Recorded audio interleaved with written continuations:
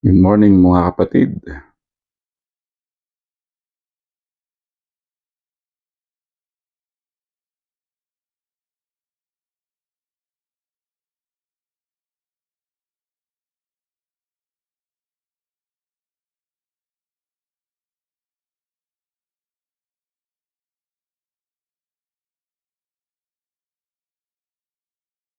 Good morning po sa lahat.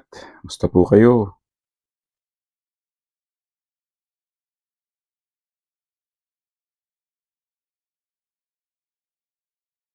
Nawa kayo po ay nasa maayos at mabuti ang kalagayan sa mga araw na ito mga kapatid. Good morning everyone.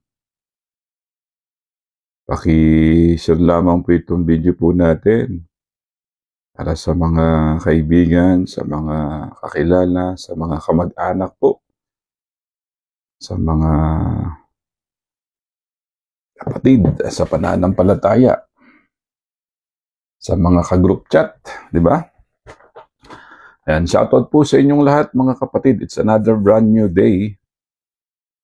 Happy weekend. Napakabilis po ng ating panahon.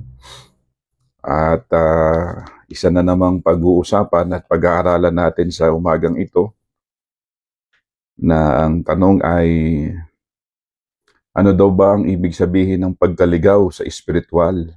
Yan po yung tanong na pag-uusapan natin sa umagang ito, mga magulang ko at mga kapatid.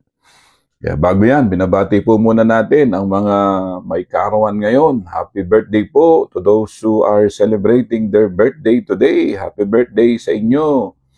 At sa mga nagdiriwang po ng kanilang mga wedding anniversary. Happy wedding anniversary po sa inyo.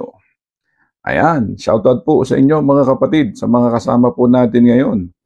Kay Sister Minda. Hello po, Sister Minda. Good morning po. At kay Brother Romy. Good morning, Brother Romy. At ganun din po kay Brother Roland Guillermo. Magandang umaga po, Pastor, at sa ating lahat. Yan, sabi ni Sister Minda, Luz Biminda, Tubanan, Pangilinan. Ayan, good morning po. Ayan, good morning po, Sister Minda. Ingat-ingat po kayo. And Brother Romy, God bless po, bro. Ingat-ingat po kayo. At ganun din po kay Brother Joey Cabanes, ang mga kapatiran natin dyan po sa Bacara, dyan po sa Ilocos Norte, Bacara Church of Christ, po. At sa mga iba pang mga kasama po natin ngayon, kay Brother Roland Guillermo, kay Novi Isug, ano po ba, tama po ba ang pagkabasa ko, Novi Isug, at ganun din kay Pilar Ibe, kay Sister Pilar Ibe. Good morning po sa inyo. Shoutout po at pakishare nyo lang po itong video po natin para sa mga kaibigan, mga kamag-anak, mga kapitbahay, mga kakaeskwela, mga katrabaho. Ayan. So, yan po. At sa mga kapatid natin abroad, shoutout po sa inyo mga kapatid. Ingat-ingat lamang po kayo lagi. Ay patuloy po nating ipanalangin po ang lugar po ng Israel at of course ng Iran, syempre para sa ganun ay magkaroon ng katiwasayan, ng kapayapaan, dahil ito pong kasalukuyang digmaan po diyan ay talagang medyo parang tumitindi. Ang dami na pong mga nakikisawsaw na mga ibang bansa. Panalangin natin na wag po nawa magkaroon po ng World War III. Patuloy na ipanalangin po natin, just keep on praying about the world peace, magkaroon po ng kapayapaan ng mundo. Sabi po ng mga ibang mga mga nagre-report o mga komentarista, baka papunta raw po ito sa World War III. Wag nawa mangyari, Basta tayo sa ang magagawa natin bilang mga tagasunod ni Kristo, mga Kristiyano, ay panalangin pa rin po natin ang kapayapaan. Ang kapayapaan pa rin ang umiral. Bagaman may mga sinasabi sa Biblia, na talagang mangyayari po ito, but still, mga kapatid ko, ay panalangin pa rin natin ang kapayapaan. Ang Siyempre, 'di ba, makikita mo yung mga bata, nagtatakbuhan. Tapos, siyempre, binobomba yung kapwa lugar, yung Iran, binobomba rin yung Israel, yung Israel, binobomba rin ng Iran. Siyempre, ang kawawa din, yung mga mamamayan, yung community, yung mga tao, yung mga individual. So, panalangin po natin. Of course, panalangin natin, may mga kababayan tayo diyan. May mga kababayan tayo sa Iran, may kababayan po tayo sa Israel. May mga kapatiran pala tayo diyan sa Iran din, diyan na nagtatrabaho. Yung iba po may mga asawa na, diyan din po sa ganun din. Diyan po sa Israel, So ipag-pray natin ang kapayapaan ng mundo. So yan mga kapatid. Parang sa atin kasi dito, parang hindi natin ramdam yung tindi, yung epekto po niyan. Pero doon sa lugar kung saan talagang sila naglalaban-laban, yung mga community po diyan, yung mga individual, ramdam po nila yan. Siyempre, yung ekonomiya, babagsak lahat po ng mga ng transportasyon. Yung iba nga po, nag-aalisa na diyan po sa Iran, nag-aalisa na po sila. Yung mga nakatira doon, nag-evacuate na po sila sa ibang lugar. Sa Israel, ganun din, especially diyan po sa diyan po sa Tel Aviv at diyan po sa Jerusalem, na sila. So ipag-pray po natin na mga kapatid na maging maayos, pamuhay tayo ng payapa, ng maganda, ng na sang-ayon sa kalooban ng Panginoon. Yan. So yan po, sama natin yan mamaya sa panalangin mga kapatid. At ngayon pag-uusapan po natin yung tanong po ng isang, di ko alam kung kapatiran po siya, pero di ko na tinanong Sabi ko, sige po, pag-usapan bukas, manood po kayo. Sige po, Pastor, sabi niya. Ay ano daw ba ang ibig sabihin ng pagkaligaw sa spiritual? Yan po yung ating tatalakayin, mga kapatid. Magandang umaga po. Sa ngalan po ng Church of Praise at Pines, Brother Gilbert Abella po, na patuloy na sumasama sa atin at patuloy na nagbabahagi ng salita ng Diyos. Ayan, shoutout po sa inyo lahat. Pakishare nyo lamang po itong video po natin. Kahapon, maganda po yung ating mga pinag-usapan kahapon. At purihin ng Panginoon, talagang na-appreciate ko po yung inyong mga komento. Na-appreciate ko po ang lahat ng mga nyo po doon, ng mga sinabi, yung mga amen, yung praise the Lord. Lahat po yun na-appreciate po natin at ibalik po natin sa Diyos ang laging papuri sa Kanya. Okay? So yan, mga kapatid. At ngayon, umpisa na po tayo. Ihanda na po natin ang ating mga sarili. Saan man po kayo naroroon ngayon, nasa sasakyan ka, nasa biyahe ka, nasa jeep ka, nasa bahay ka, nakahiga ka, nagwawalis ka, nagkakape, nagluluto, naglalaba, or naglalakad, or kung ano man ang ginagawa mo, nawa ang paggabay sa iyo ng Diyos ang sumaiyo, mga kapatid. Sige, tayo po muna ay manalangin. Ama naming Diyos, salamat po sa umagang ito na ikaw po, Panginoon, ang siyang gumising sa amin at pinahiram mo kami muli, Panginoon, ng kalakasan para magamit po namin para sa paglilingkod sa iyo this entire day. We thank you, Lord, dahil ikaw po ang aming sandigan, ikaw po ang aming sinasampalatayanan, ikaw lang po ang aming pag-asa, ikaw lamang po ang pinagmumulan ng aming pangangailangan sa araw-araw, especially sa aming mga kalakasang pang-espiritual.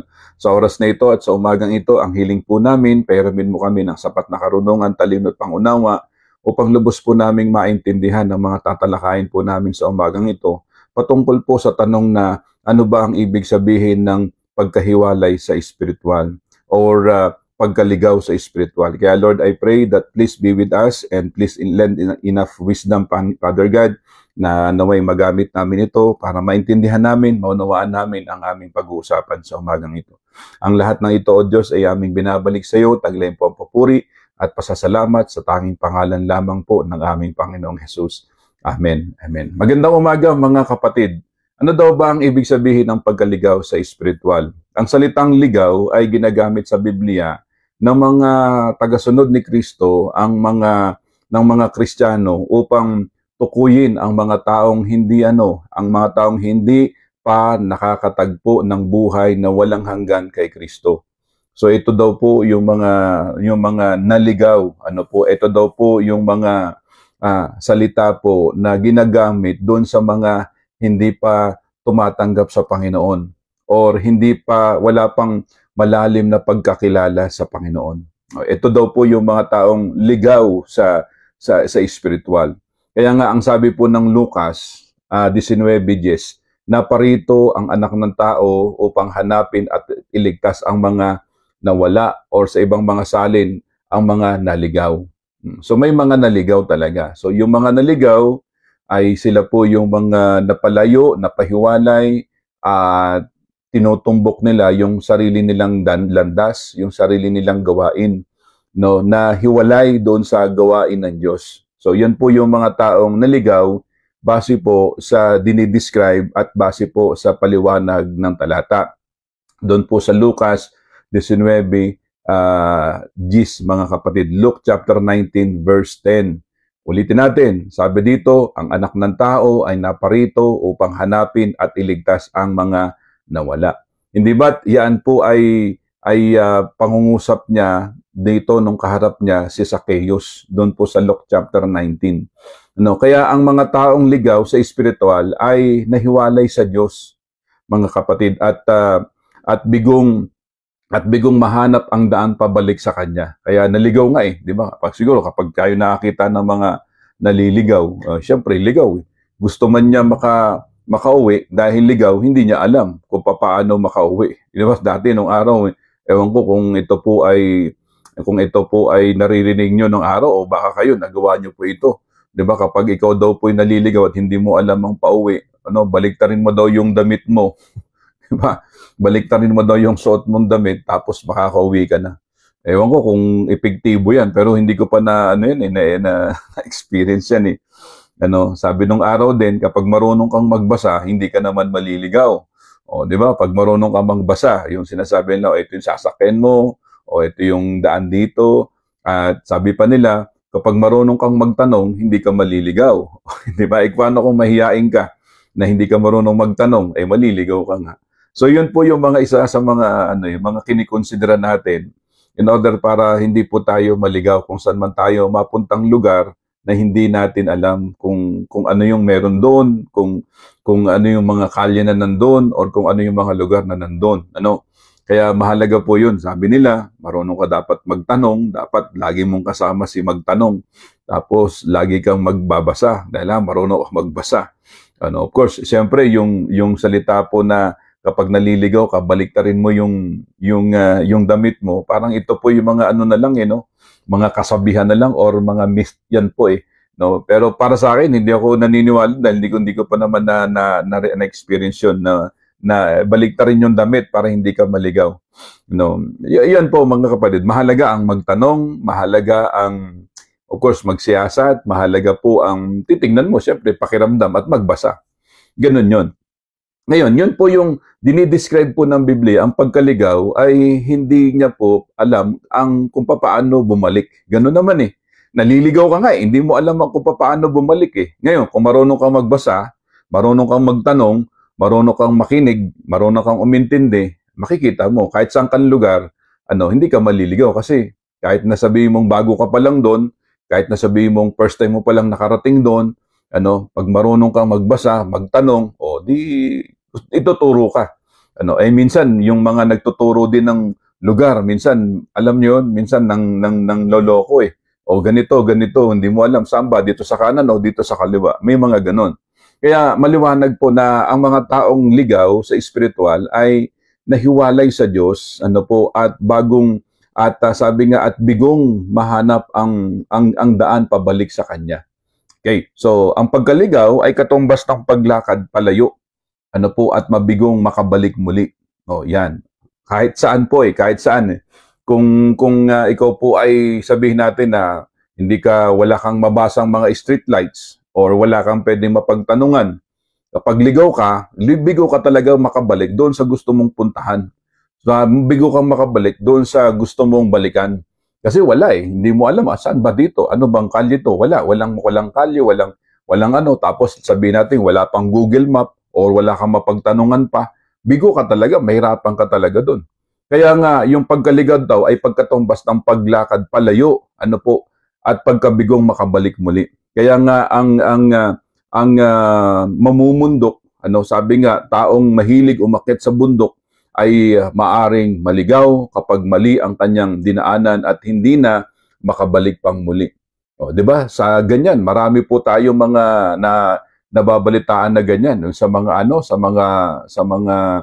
mga hiking, may mga naliligaw, minsan nga may mga namamatay pa eh.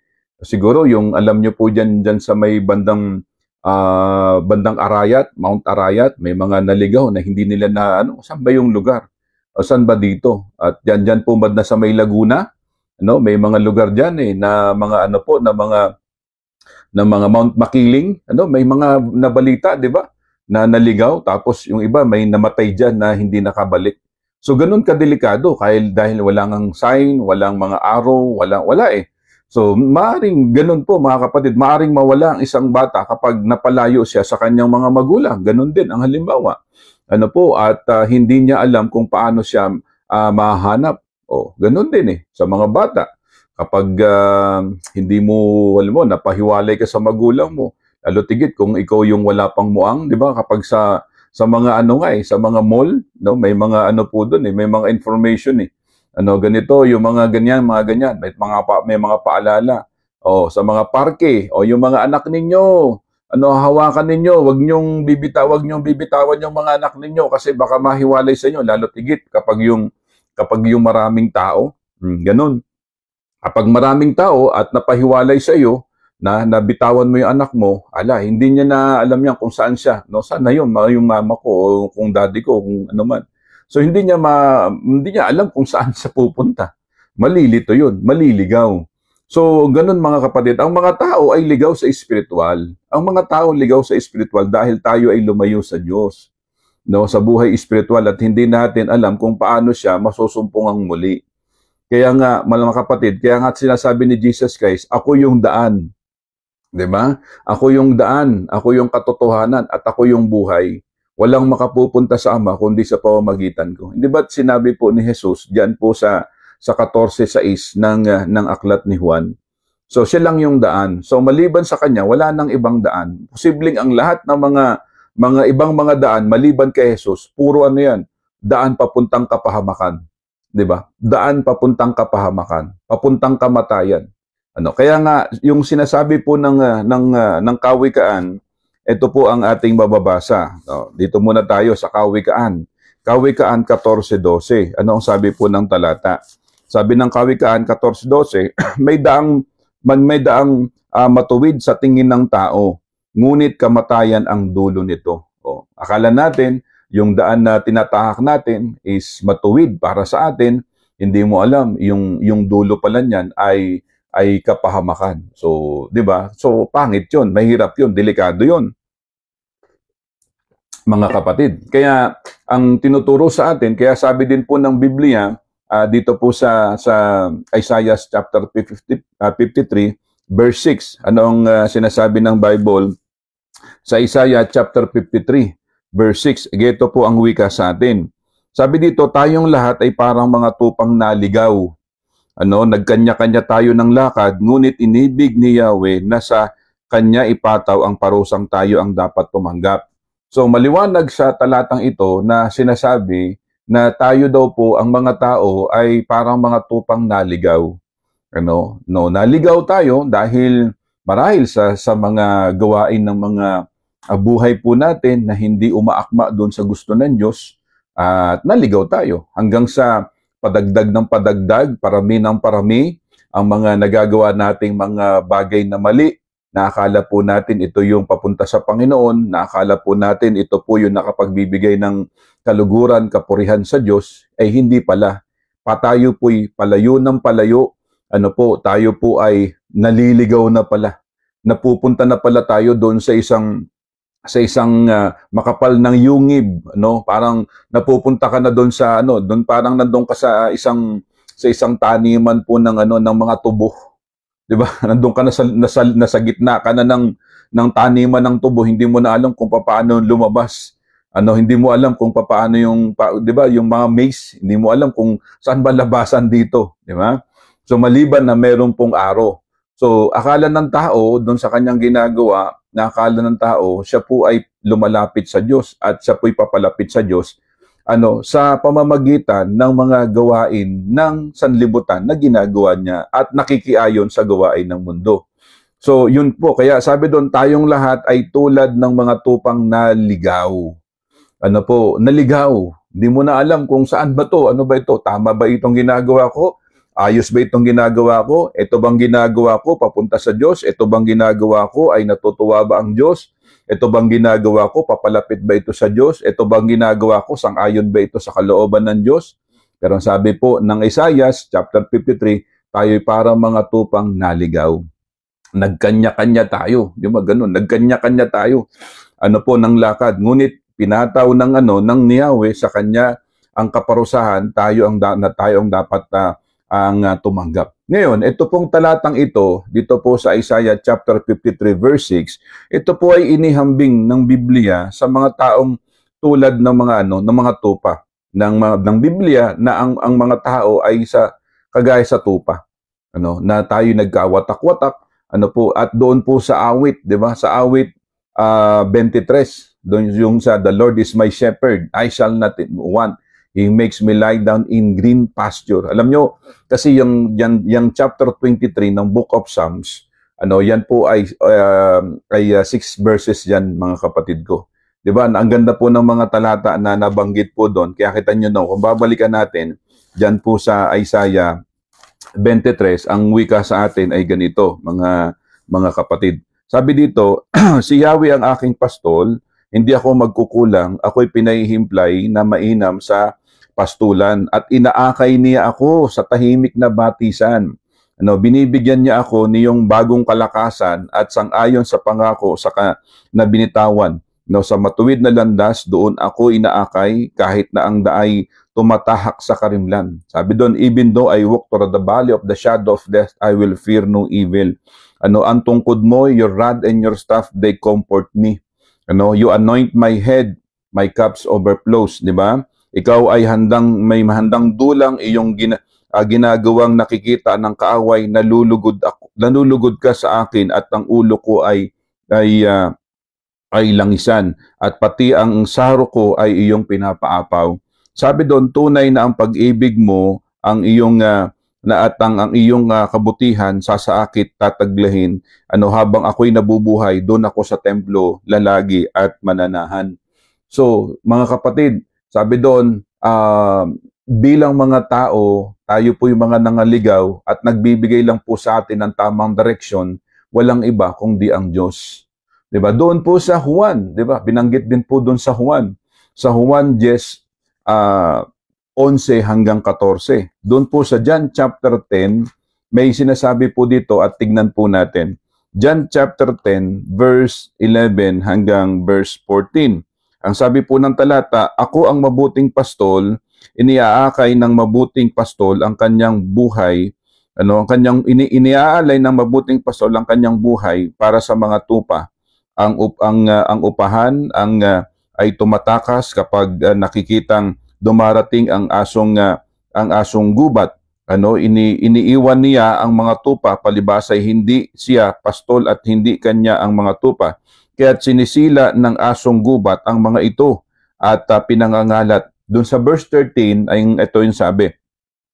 Tumakatakas siya, palibasay upahan lamang at walang malasakit sa mga tupa.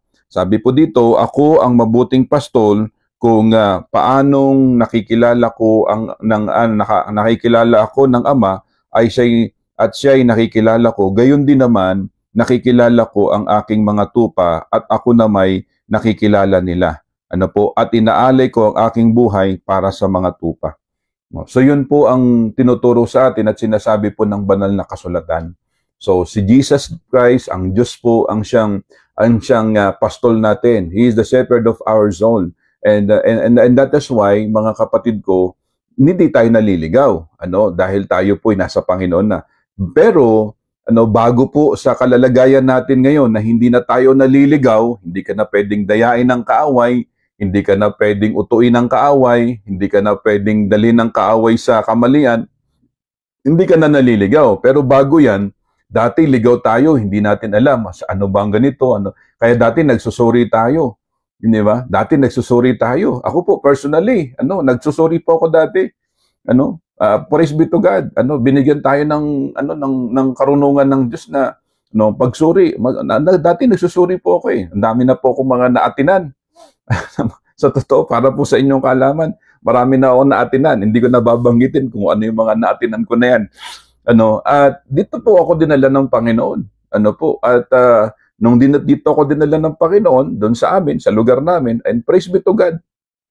At ngayon po, ginawa po akong tagapangaral ng Diyos. So, ang ibig ko lang sabihin, dati ligaw din ako eh. Ano ba? Ito ba yung tama? Ito ba yung tama? Saan ba ako? Saan ba ako dadaan? Ito ba yung dadaanan ko? Ito yung dadaanan ko? Ito yung dadaanan ko? Ngayon, may lumalabas po, di ba? May mga naririnig tayo. Ito yung tamang daan. Ito yung tamang daan. Pero pag pinag-aralan mo yung mga turo at aral, tingnan mo na, medyo parang hindi yata yan ang tamang daan na, mga kapatid. So kailangan po 'yun. Kaya hindi po dapat tayo yung yung bang sa emosyon eh. Ay, ito siguro yung tamang daan eh. 'Di ba? Nakakita ka ba ng gano'n? 'Di ba? Kapag ganoon, ay ito siguro yung mga tsamba-tsamba. Ito siguro yung tamang daan eh. Posibleng tama nga yung tinatahak mo at malaki po yung porsyento na parang mali ang tinatahak mo. Kasi nga tsamba eh. Di ba? Parang suntok sa buwan eh. O, pag halimbawa, ikaw nasa isang lugar, hindi mo alam ang pupuntahan mo. Yung maraming street dito, street doon, nandun ka sa gitna. Ay, hindi mo alam eh. Walang cue eh. Walang signales eh kung saan eh. Walang senyales. O, dito ba? Wala. Ang gagawin mo na lang, mag-mini mo ka na lang. Mini mo, yun na lang.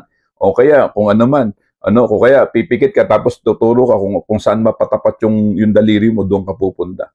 Hindi ba? And kapag ganun po mga kapatid ko, malaki yung factor po na mali ang mapipili mo. Maliban na talagang alam mo, tinutumbok mo yung tamang landas. Kaya yung tanong po na ano daw ba ang ibig sabihin ng pagkaligaw sa spiritual, ito po yun, yung mga tao po na lumalakad po na hindi sang-ayon sa kalooban ng Diyos. Naligaw ka sa spiritual eh. Ang ginagawa mo, yung mga gawain po ng mundo. Ginagawa mo yung gawain ng sanlibutan. Kaya dito po sa Juan 11 hanggang 14, maliwanag yung sinasabi ng talata. Kaya sabi ito, dahil ang mga tupa ay likas na mahihina, sila hindi gaanong katalino at madaling matangay ng kahit sino mang nagnanais na sila ay pasupasunurin. So ang mga tupa ay nangangailangan ng isang pastol upang mabuhay. Kaya nga itong pastol na ito, siya po yung nagpuprotekta. Pinoprotektahan sila ng mga pastol, mula sa pag-atake, ginagabayan sila sa luntiang pastulan. Kaya nga 'di ba doon sa Psalms chapter 23, the Lord is my shepherd, I shall not want. He makes me lie down in green pastures. He leads me beside quiet waters. Di ba? Sabi po doon, He restores my soul. My cups overflow. Even though I walk through the valley of the shadow of death, I will fear no evil, for you are with me. For you are with me, your rod and your staff, they comfort me. You anoint my head, my cups overflow. Di ba? Surely goodness and mercy shall follow me in all the days of my life. And I will what? And I will, sabi nga po doon, mananangan ako. And I will stay in the temple to serve you, to worship you. So, yun po ang sinasabi po dito. Kaya yung pastol, siya po yung gumagabay sa mga tupa para akayin doon sa tamang pastulan, doon sa lugar. Ang mga tupa naman, ang gagawin mo lang is sumunod at nakadepende ang pagsunod mo sa kung ano yung kompas, sa kung ano po yung pagturo sa iyo ng pastol na siyang nagpapastol sa atin. Sabi ko nga kanina, dati, ganun tayo eh. Pero ngayon, purihin ng Panginoon dahil tayo sumusunod na sa pastol. Sumusunod na tayo doon sa sinasabi ng Panginoon, sinasabi ng Diyos, at natutumpak natin, ito pala at ito. So, hindi tayo naliligaw na. Bagaman, marami po, sinasabi ng Biblia, marami pong mga nanliligaw eh. Ibig sabihin, marami pong mga talagang nililigaw ka. Minsan, sabi nga ng Biblia ay ganito, mga kapatid. Dito po sa Mateo 7:15, ano ang sabi po ng Biblia? Sabi ng 7:15 ng Mateo ay ganito po ang ating mababasa. Kung may mga Biblia kayo, samahan niyo po ako sa pagbasa. Sabi dito sa 7:15, mag-ingat kayo sa mga bulaang propeta. Nagsisilapit sila sa inyo no, na animoy tupa, ngunit ang totoo'y mababangis, no, na asong gubat.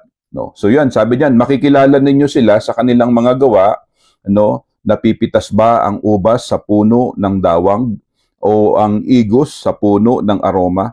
Nagbubunga ng mabuti ang bawat mabuting punong kahoy, subalit nagbubunga ng masama ang masamang punong kahoy. Hindi maaaring magbunga ng masama ang mabuting punong kahoy, ni ang mabuti ang masamang punong kahoy. Ang bawat puno na di nagbubunga ng mabuti ay pinuputol at itinatapon sa apoy. Kaya nga makikilala ninyo sa kanilang mga gawa ang mga bulaang propeta. O yun po yun, yung mga talagang tayo'y dadalhin sa kapahamakan. Yun po yung mga nagpapanggap ng mga tupa. Pero sa totoo, yan pala ay mga asong lobo. Maninila yan. So yun po, kaya nga ang tinuturo sa atin, ano daw ba ang pagkaligaw sa spiritual? Ito po yung mga bagay na mga gawain natin ng sanlibutan. No, ang ginagawa mo instead of doing spiritual things, ginagawa mo yung mga worldly things. O yan, nahiwalay ka doon. Kaya sabi po ni Apostol Pablo doon sa Roma 8, ang sabi ni Apostol Pablo? Balikan natin po ito. Sa Roma 8, sabi dito, mga kapatid, hindi na tayo alipin ng likas na hilig ng laman. Kaya hindi na tayo dapat mamuhay ayon sa laman.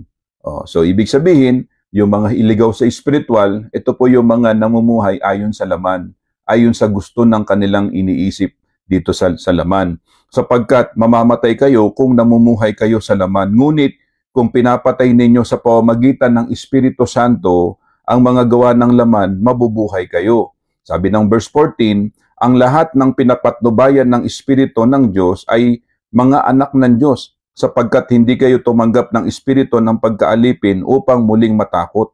Ang tinanggap ninyo ay espiritu ng pagiging anak, at ito ang nagbibigay sa atin ng karapatang tumawag ng Ama ko.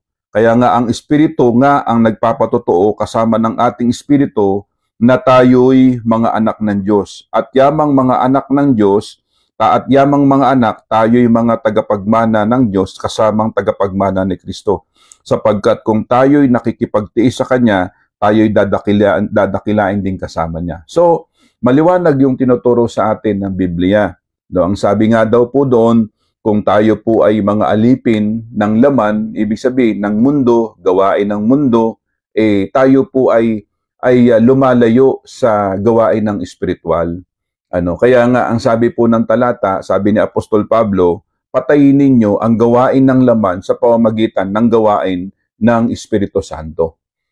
So, ibig sabihin, kung gumagawa tayo ng mga bagay na pang-espiritual, na mas higit na mas yun po ang talagang binibigyan talaga natin ng priority, mas binibigyan talaga natin ng oras at panahon, yung mga gawain ng laman, mamamatay po yan dahil binibigyan natin ng mas mahalaga yung gawain ng espiritual. Ngayon, kung mas higit na binibigyan mo ng halaga ang gawain ng laman kaysa gawain ng espiritual, naliligaw tayo ngayon. Naliligaw tayo.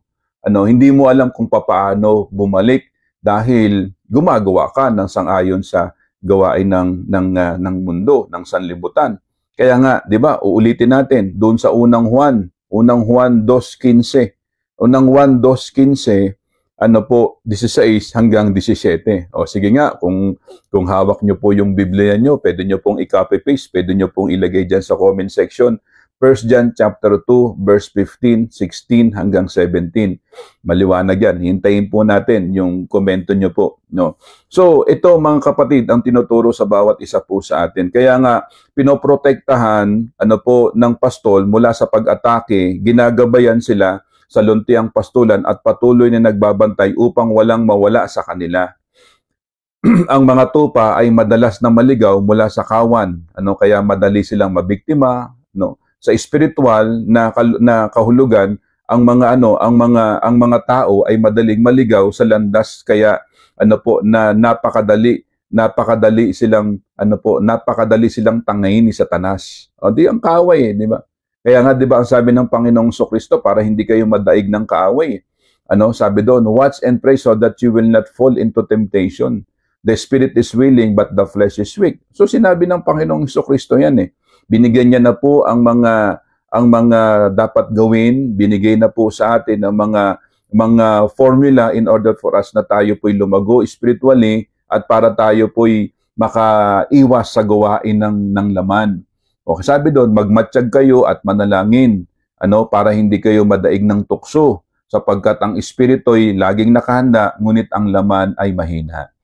So yun po, ngayon kung ang espiritu mo, ang bagsak tayo sa ating spiritualidad, patay tayo sa spiritual. May ganun eh. May mga taong patay sa spiritual. Ang mga taong patay sa spiritual, yung mga taong namumuhay po, buhay sila sa laman. Wala silang pakialam sa mga gawain ng mga para sa Panginoon. Ang pakialam lang nila yung gawain ng kung ano yung gusto nila. So yun po ang nakakalungkot po doon, mga magulang ko at mga kapatid. That is why sa spiritual na kahulugan, ang mga tao ay madaling maligaw. Sa landas, kaya napakadali kay Satanas po yun na agawin sila, nadayain sila, na ating kaaway, mga kapatid. Na tayo ay biktimahin kung wala si Jesus, ang ating buhay, ang ating mabuting pastol, tayo ay spiritual na naliligaw at hindi nahanap o mahanap ang Diyos sa ganang sariling atin lamang. So, ibig sabihin, kung wala ang Panginoon sa atin at kung hindi talaga natin nire-recognize ang presensya ng Diyos sa atin, ay wala talagang maliligaw po tayo. Ayan. Thank you po, Brother Ricky. Ayan, yun, sabi yan, do not love the world or anything in this world or in the world. If anyone loves the world, love for the fathers is not in them. For everything in the world, lust of the flesh, lust of the sabi po diyan, lust of the eyes, lust of the yung buhay natin, na talagang hiwalay sa Panginoon, yung ating paningin, yung ating salaman, and pride of life, sinasabi po diyan. So yan po ang mga bagay na talagang nagpapahiwalay sa atin sa usapin pang spiritual, nagpapahiwalay po sa atin sa Diyos. And that is why the scripture is always encourage us to be what? To be with Jesus Christ. As always, mga kapatid, dapat po yun. Kaya sabi nga po, mga kapatid, kung wala si Jesus, ang ating mabuting pastol, tayo spiritual na naliligaw at hindi mahahanap ang Diyos sa ganang ating sarili lamang. Sa ganang ating sarili lamang. Kaya nga upang mailarawan ang pag-ibig ng Diyos sa mga taong naliligaw, ginamit ni Jesus ang talinghaga na nawawalang tupa. 'Di ba doon po sa Lucas 15, sa Lucas 15:3 hanggang 7. Basahin po natin. Sa Luke chapter 15 verse 3 hanggang verse 7. Ito po ang ating mababasa, mga kapatid. Sabi dito, doon sa verse 3 hanggang 7, kaya't sinabi sa kanila ni Jesus ang talinghagang ito, kung ang sino man sa inyo ay may 100 tupa at mawala ang isa, ano ang gagawin niya? Iiwan ang 99 sa ilang at hahanapin ang nawawala hanggang sa matagpuan, hindi ba? Kapag nasumpungan ay masaya niyang papasanin ito. Pagdating ng bahay, aanyayahan niya ang kanyang mga kaibigan at mga kapitbahay, sasabihin, makisaya kayo sa akin sapagkat nasumpungan ko sa wakas ang tupa kong nawawala. Sinabi ko sa inyo, magkakaroon ng higit na kagalakan sa langit dahil sa isang makasalanang nagsisisit tumatalikod sa kanyang kasalanan. Kaysa 99 na matuwid na hindi nangangailangan ng pagsisisi. So anong sinasabi dito? Ang sinasabi dito, very clear naman po, mahalaga po ang isang tupa sa Panginoon. Napakamahalaga. Kahit na isang tupa na naligaw, napakamahalaga yan. Ngayon, kung ang isang tupa ay naligaw, na siya po ay napahiwalay, siya po ay patay na sa spiritual, napalayo siya, di ba? Hindi niya alam kung paano. Ang ginagawa niya na lang, yung gawain ng mundo. Ginagawa niya yung gawain ng daigdig, gawain ng laman. Hindi niya na alam kung ano yung mga gawain. Kaya kita niyo po, kaya pag tayo nangangaral ng salita ng Diyos, May mga tao pa na ano po, kumukontra pa eh. Lalo tigit yung pinapangaralan mo, yung mga namumuhay sa laman, kumukontra pa yan eh. Kasi tinuturo mo sa kanila, ito yung papunta para sa Panginoon. Ito yung papunta para ikaw ay magtamo ng buhay na walang hanggan. Ito yung papunta para sa Panginoon na ikaw po ay tamuhin mo yung pangako ng buhay na walang hanggan. At first, kukontra pa yan eh. Mamimiloso po yan. Mamimiloso po yan. Aantukin yan. Magtatanong yan ng kung ano-anong mga uri ng tanong. Mag-i-excuse yan. Kapag ikaw po'y bumalik, sasabihin niya, wala siya. Kasi nga, ang naghahari pa sa kanya, yung gawain ng laman. Hindi pa yung gawain ng espiritual. Ngayon, dahil tayo po, mga nangangaral, nagbabahagi ng salita ng Diyos, patuloy natin sinasabi sa kanya yun. Pinapanalangin natin na buksan ng Diyos yung isip niya para tanggapin niya yung mga naririnig niyang salita ng Diyos. Sa kanya, kapag bago pa yan, dahil ang namumuhay nga sa kanya, ang naghahari nga sa kanya, gawain ng laman. Hindi niya pa yan. Kumbaga, i-ignorin niya pa yan. kung todo mga dahilan, kung todo mga excuses, sasabihin niya, mamimiloso po yan. Minsan, tatakutin ka pa. Di ba? May mga ganyan. Dahil nga, patay siya sa spiritual eh. Patay siya sa spiritual eh. Mga kapatid ko eh. Ligaw na siya eh. Ligaw siya sa spiritual eh. Hindi niya alam eh. Natural lang yan. Kaya tayo, kapag tayo po'y nangangaral, ano pong ginagawa natin? Una, nananalangin tayo na naway doon sa tahanang iyon o kung sino man yung makausap natin. Buksan ng Diyos ang kanyang isip para maunawaan niya, maintindihan niya. That way, unti-unti yun. Hindi naman biglaan yun. Unti-unti yun na maintindihan niya. Unti-unti, na kapag tinanggap niya ang Panginoon, unti-unti, yung kanyang buhay spiritual, yan po yun. Unti-unti yung mabubuhay spiritual yun. Ganun yun. Ang mga taong patay sa spiritual ay ang mga taong buhay sa gawain ng mundo. Ngayon, tayo bilang mga Kristiyano, mga kapatid, bilang mananampalataya, tayo po'y buhay sa spiritual. Kaya naman, kapag tayo nakakapakinig ng salita ng Diyos, tuwan-tuwa tayo, nagagalak tayo, salamat sa Panginoon. Kapag tayo po'y may mga pagtitipon-tipon, excited tayo na umatin tayo sa gawain. Dahil buhay na buhay yung ating spiritual eh. Ngayon, yung mga gawain ng laman, hindi mo binibigyan ng pansin yung gawain ng laman yan. Hindi ka na-attract doon. Hindi, gawain ng laman yan. Ayoko na yan. Bagaman, kaya nga sabi ng Panginoong Hesukristo, watch and pray so that you will not fall into temptation. Dahil bakit? Nanunukso pa rin ng kaaway eh. Tinutokso ka pa rin yan eh. Kaya nga, mahalaga na magmatsyag ka, mahalaga na manalangin ka para hindi ka madaig ng kaaway, hindi ka madaig ng tukso. Sapagkat ang espiritu laging nakahanda, ngunit ang laman ay mahina. So, kailangan yun. So, para mapakain natin ang ating buhay spiritual, we should always take time to pray. Manalangin tayo, magmatsyag tayo, dahil yun ang kailangan natin. Kaya itong mga, ibig sabihin ng mga naligaw sa spiritual, ito po yung mga tao po na hindi po nakakaunawa sa salita ng Diyos. Ito po yung mga tao na mas marami po silang gawain ng panglaman o panggawain ng pangmundo kaysa gawain ng para sa Panginoon.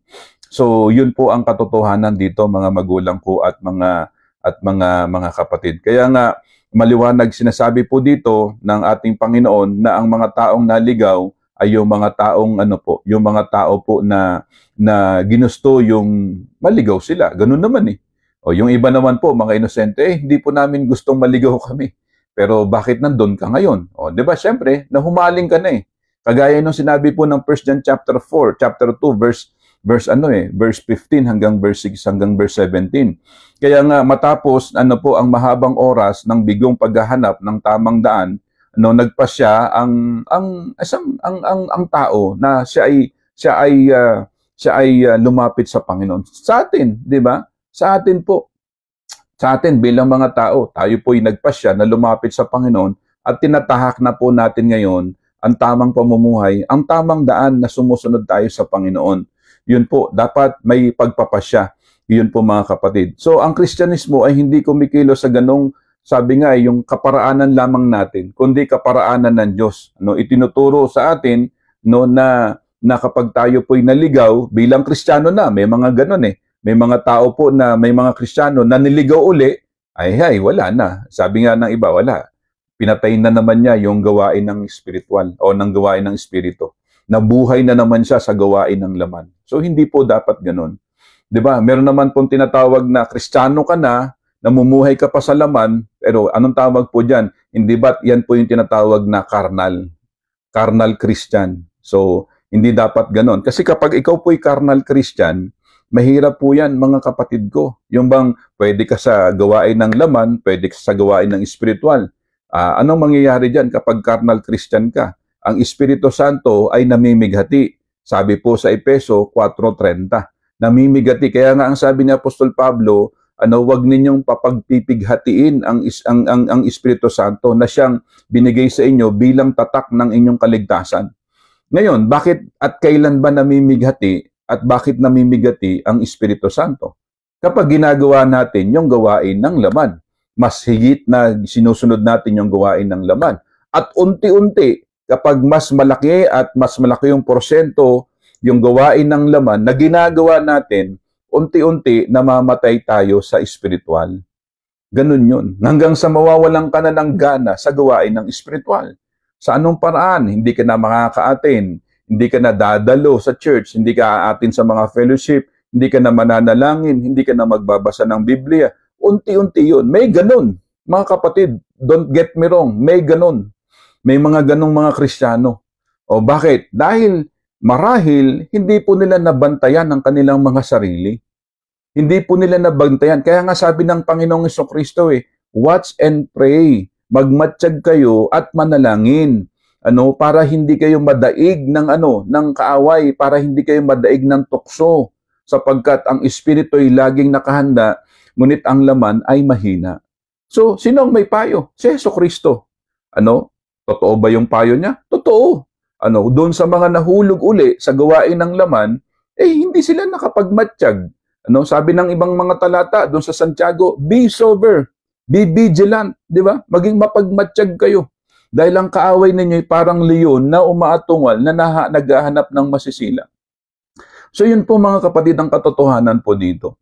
Kaya yung mga tao po na patay o napahiwalay sa espiritual, yung mga tao po na kananaligaw sa espiritual, ito po yung mga tao na namumuhay sa gawain ng mundo, gawain ng laman, gawain ng kasinungalingan, gawain ng kasalanan, sa gawain ng lahat ng mga bagay na hindi nauukol sang-ayon sa kalooban ng Panginoon. Kaya yun po mga kapatid ang tinuturo sa atin. Kaya nga maliwanag na ang turo sa atin, ang ipinanganak tayo na sabi nga ipinanganak tayong ligaw sa espiritual dahil sa ating mga minanang kasalanan. Di ba? Sabi nga doon. Kaya ang tanong dito, meron pang issue dyan, ang kasalanan po ba ay minamana? Di ba? May mga ganun O ang kasalanan po ba, may original sin po ba? O kasalanan po ba ay minamana? Of course, ibang issue po yan. But definitely, nung tayo po'y pinanganak, na tayo po'y nagkaisip, nalaman po natin na tayo po'y hiwalay pala sa Diyos, na tayo yung mga makasalanan. By nature, kahit na Kristiyano ka, by nature, andun pa rin yung kasalanan. Pero, righteous tayo in the eyes of God.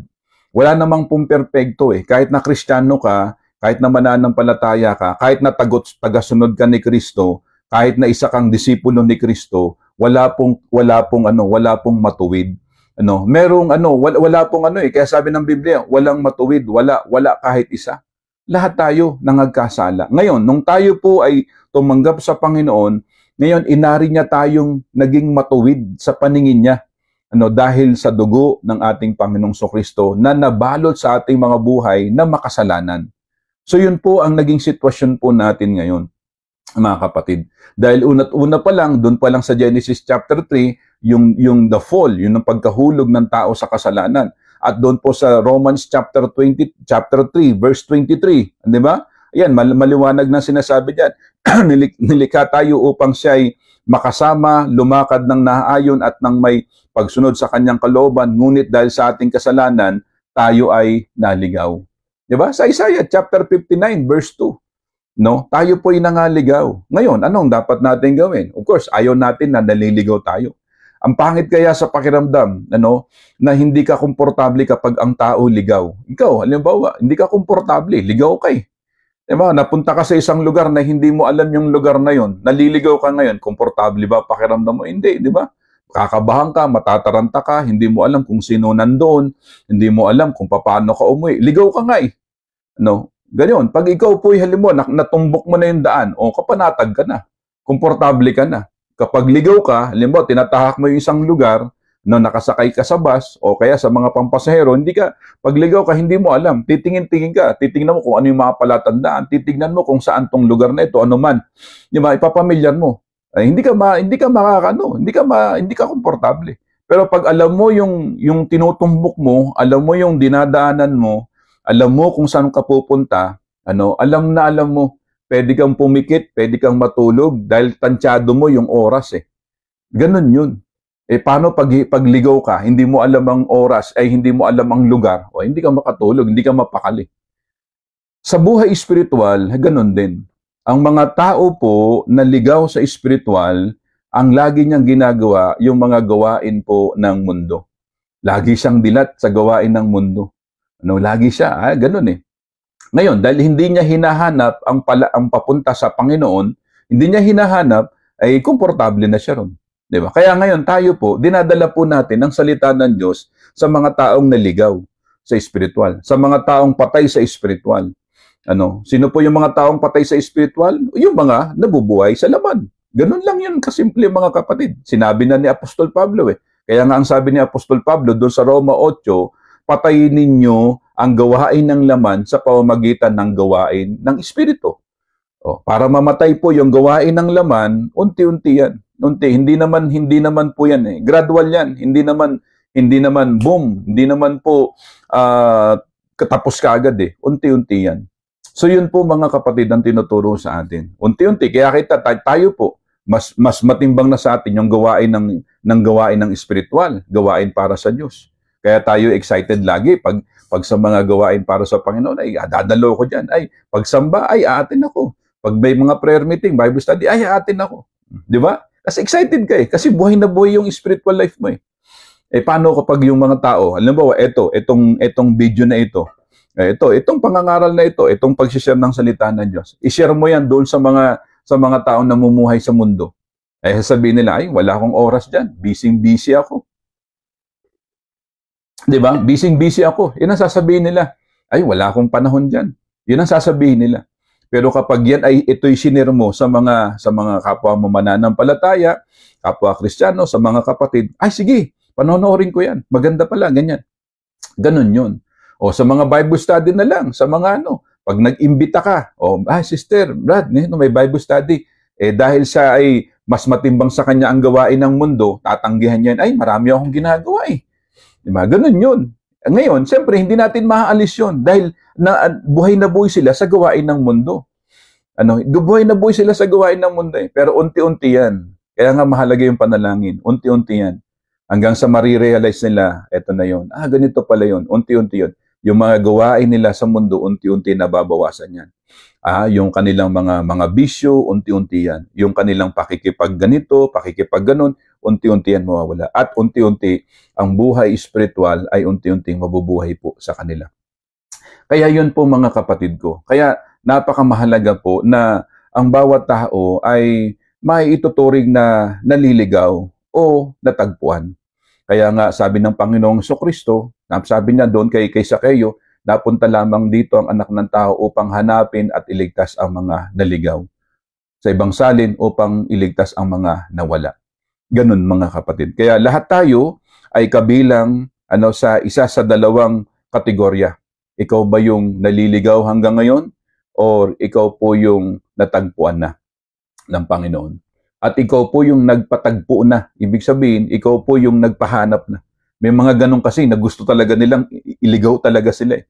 Yung lumalayo talaga sila eh. No? May mga, alam mo yon, may mga rebelding espiritu. May mga ganun eh. May mga rebelding espiritu eh. Yung ayaw nilang magpahanap, may mga ganun. May mga, kahit na mga paimportante, mga kapatid, may mga ganun. May mga paimportante, sabi nga ng Panginoon, kung ayaw nila, di, sabi ng Panginoong Jesucristo, ipagpag ninyo ang inyong mga panyapak, tandaan ng kanilang pagtanggi. Pag-ayaw, di ba? Ipagpag nyo, di, pumunta kayo sa ibang bayan, doon kayo mangaral. Yung pag may mga ayaw, talagang ayaw nila, yung pakiramdam nila, parang feeling importante, parang ganun pa, wag mong bigyan ng pansin yan. Ganun naman di ba? Don't get me wrong mga kapatid yun naman ang sinasabi ng Biblia Kung ayaw talaga nila, di tinatanggihan nila, di ipagpag ninyo ang inyong mga panyapak bilang tandaan ng kanilang pagtanggi doon sa salita ng Diyos. So ganun mga kapatid. Kaya nga, saan ka ba rito sa kategorya? Ikaw ba yung naliligaw or ikaw po yung natagpuan? Tayo pong lahat na nakikinig ngayon, marahil tayo po yung mga natagpuan na. Ngayon, dapat managana sa atin ang gawain ng espiritual, gawain para sa Diyos. Ang unang hakbang upang makabalik, po ay aminin na tayo ay naligaw. Mahalaga yon. Naligaw tayo, mahalaga yon.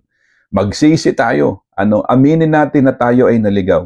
At sumasang-ayon tayo sa Diyos na ang ating kasalanan ay karapat-dapat sa kaparusahan. At ang kinikilala natin na ang parusang dinanas ni Jesus ay sapat na upang bayaran ito. Anong sabi ng Biblia? Ang sabi po ng Roma 6:23, "For the wages of sin is death, but the gift of God is eternal life through Jesus Christ our Lord." So maliwanag po ang tinuturo po sa atin ng Biblia. So, magpakumbaba nating tinatanggap ang kaloob na iyon sa pamamagitan ng ating pananampalataya kay Jesus. Sa Efeso 2:8 hanggang 7. Sa pamamagitan ng kamatayan ni Jesus, inilipat tayo ng Diyos ang ating kasalanan sa krus at inilipat ang katwiran ni Kristo sa atin. Doon po sa Colosas 2:14, mga kapatid. At pagkatapos ay pumasok tayo sa isang bagong relasyon sa Diyos bilang kanyang mga minamahal na anak at hindi na tayo nawawala pa. Tayo ay natagpuan na, pinatawad na at binigyan na ng bagong buhay.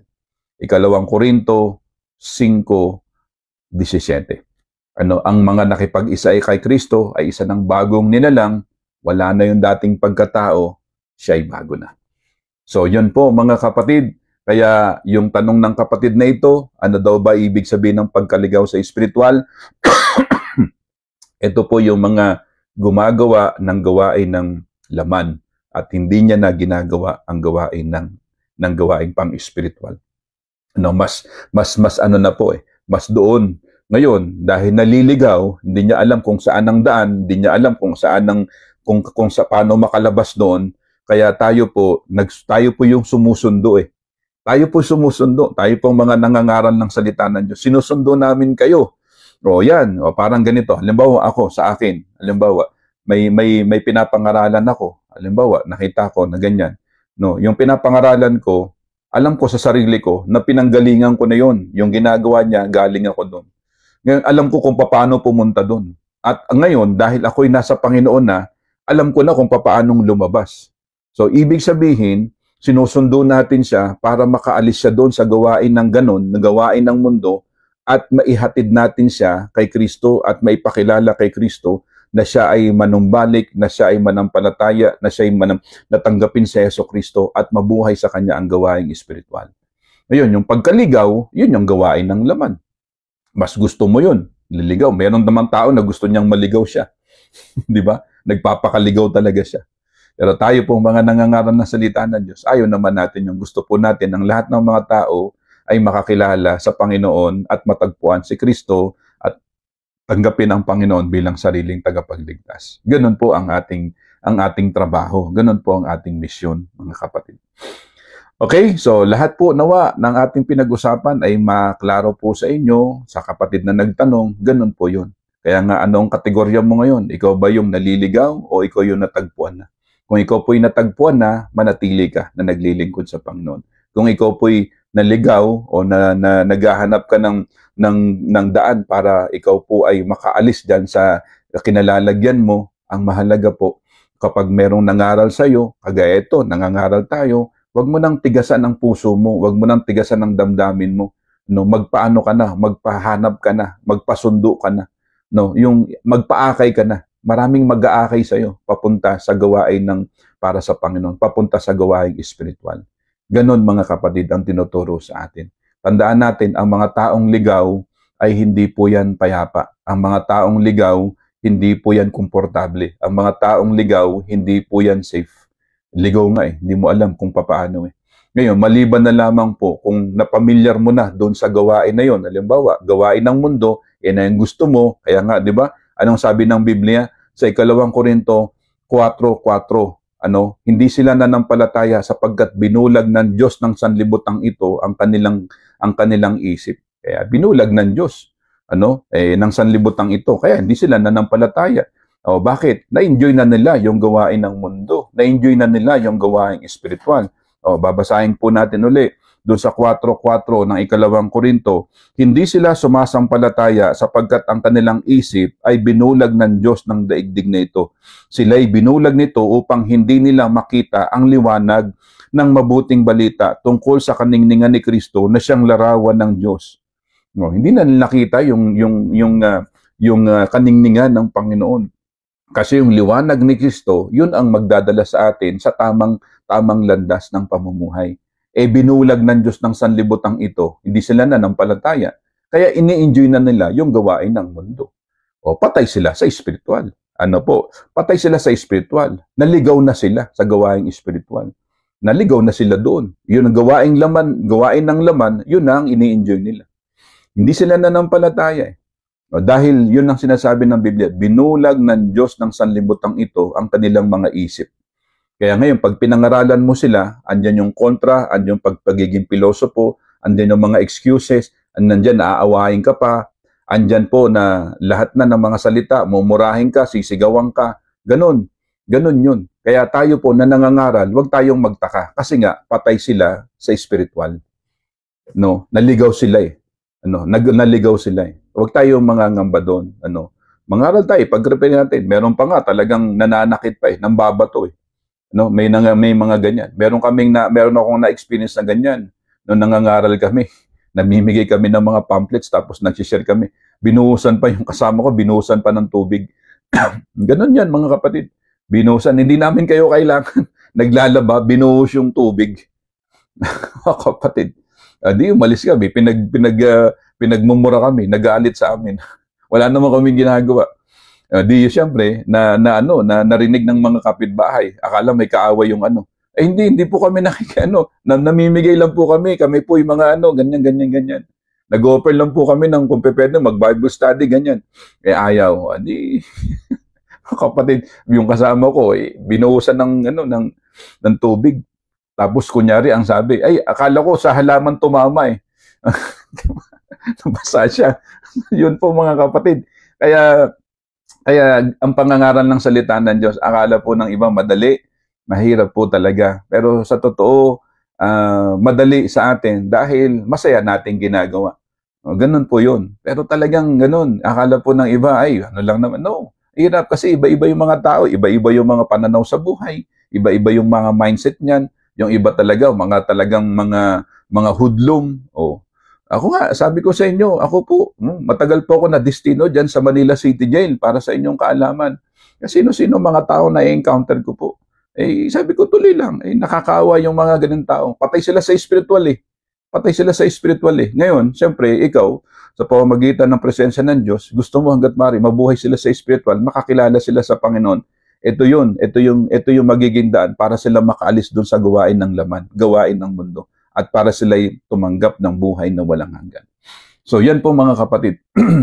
Ayan, may mga comment. Brother Sunday, minsan po bro, ang Diyos din ang nagpapatigas ng puso ng tao para mabigyan ng daan ng plano niya. Opo, may ganun eh, mga kapatid. Sa lumang tipan may ganun. Di ba si Paraon? Pinatigas talaga ng Diyos ang puso niya para yung plano ng Diyos sa mga Israelita is makatawid sila, makapunta sila doon sa promised land. Mga kapatid? Sabi nga ng Biblia eh, di ba? Ito mabigat, sabi ng Biblia. Hayaan mo na sila, bayaan mo na mapasaapoy ang kanilang masapa-impyerno ang kanilang kaluluwa. Hayaan mo sila. Di ba? May ganun eh. Hayaan mo sila. May mga ganun. Pabayaan mo kung ayaw talaga, di ayaw. Ang sinasabi lang natin, magawa natin yung ating tungkulin, ipamahagi, ipangaral ang salita ng Diyos. Gawin natin yun. Yun po yun, mga kapatid. Ngayon, kung talagang matigas ang puso nila, edi hayaan mo. May ganun, mga kapatid. May ganun talaga. Ayun talaga. Pero for as long as that we can share the gospel of Jesus Christ, then do it, no? Kung magagawa natin 'yan, gawin natin. Ngayon, kung talagang matigas ang puso nila, wag mo nang, sabi ng Biblia, wag ka nang mag-aksaya ng oras pa diyan. Ganun 'yun, mga kapatid.